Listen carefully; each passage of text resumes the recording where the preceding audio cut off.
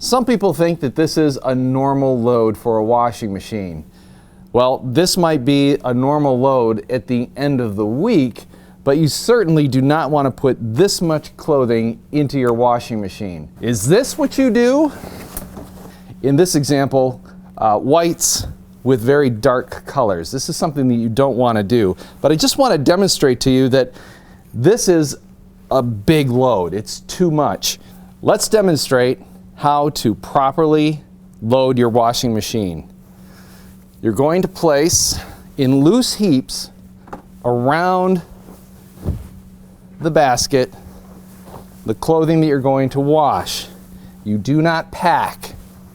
And by doing this, you will allow sufficient room for the laundry detergent to impact the clothing. These are loose heaps. The clothing is not tightly packed. You do not want that effect. Loose heaps around the basket and you will have much better results with your clothes getting cleaner.